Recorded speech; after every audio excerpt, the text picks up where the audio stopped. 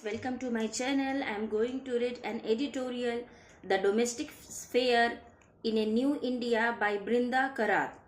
Under the present regime, when a myriad socio-economic and political challenges confront the people of India, developments in the domestic sphere are often put on the back burner in agendas of resistance.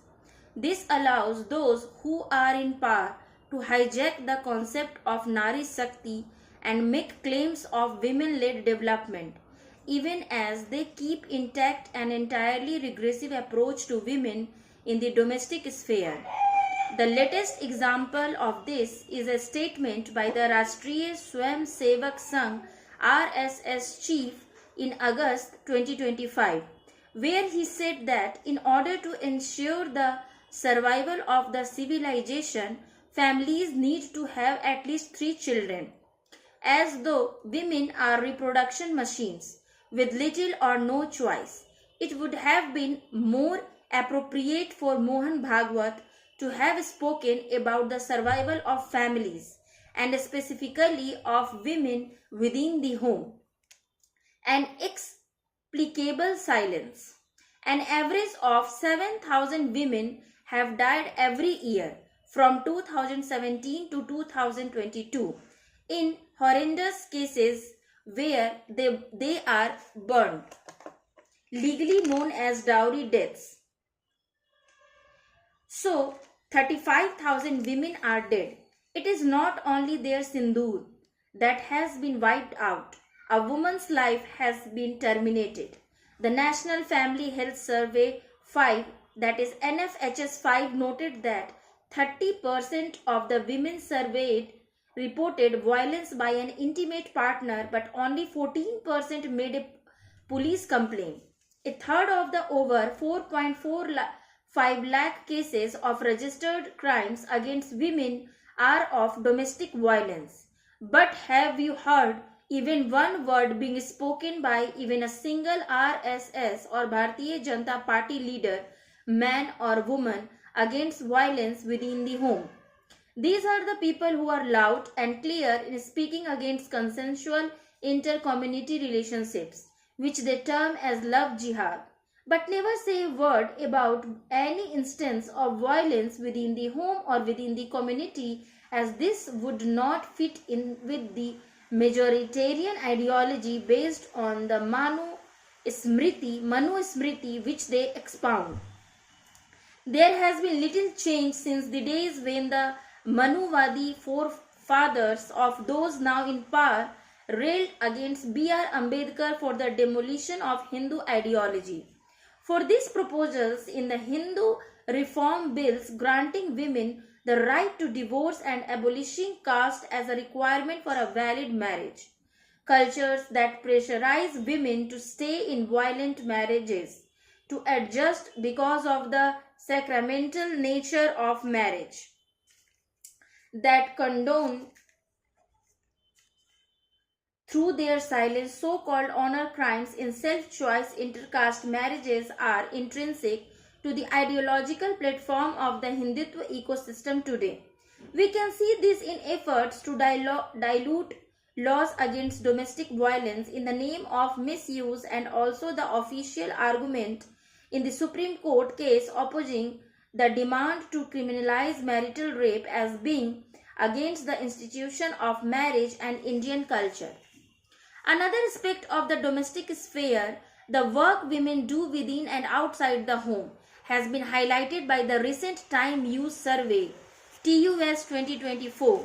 The percentage of men and women in different activities has been calculated using the average age of all those surveyed, taking the age gap 15 to 59 years of all the women surveyed. 25% were in employment and related activities, working an average of 5 hours. The percentage of women working in family enterprises was 23%. Women in this category put in a little less than 2 hours of work. The work done in these two categories is recognized to be economically productive and is included in the system of national accounts. The corresponding data for men are an average of 75% men in the first category working on an average of 8 hours a day. In family enterprises, 14% of men work for an average of 2 hours a day. That is the end of the work day for the majority of men. Women and the burden of work. The TOS lists two other work-related categories: unpaid domestic services, cooking, cleaning, washing, and unpaid caregiving services. Here, 93% of all women put in an average of 7 hours a day in the first category, and 41% of women put in 2.5 hours in unpaid domestic care. The corresponding figure for men is that 70% of men do not do any domestic work. The 30% who do domestic work put in less than 1.5 hours a day. In the unpaid caregiving category, 79% of men do no unpaid caregiving, while the 21% who do put in an average of an hour and 14 minutes a day. If one takes the average for all men, one has this data: in the domestic sphere, men do 26 minutes of domestic work in a day and less than 16 minutes of unpaid caregiving. The TOS has other categories, but taking them all together, the conclusion is that the total working hours put in by women are more than men, and that women spend less time in eating, sleeping, and leisure than men. These are the basics. Further analysis will show the division of work in different income groups, especially for scheduled tribes and scheduled caste men and women. Such a study will reveal the class and caste differences in the use of time, with the women of the laboring classes shouldering a disproportionately higher share of work than men. One has to look at the utter hypocrisy of the Narendra Modi government in its presentation of the survey findings. Months before the full report was published, the official government agency, the Press Information Bureau, in its press release dated 25th Feb 2025 with a summary of the survey, headlined it as "More Acknowledgement of Caregiving Activities Regardless of Gender in Indian Families." Further, the inequalities in time use were shout to be glorified with the line, "This corroborates the Indian social fabric wherein most of the caregiving responsibilities for household members are borne by the females of the household.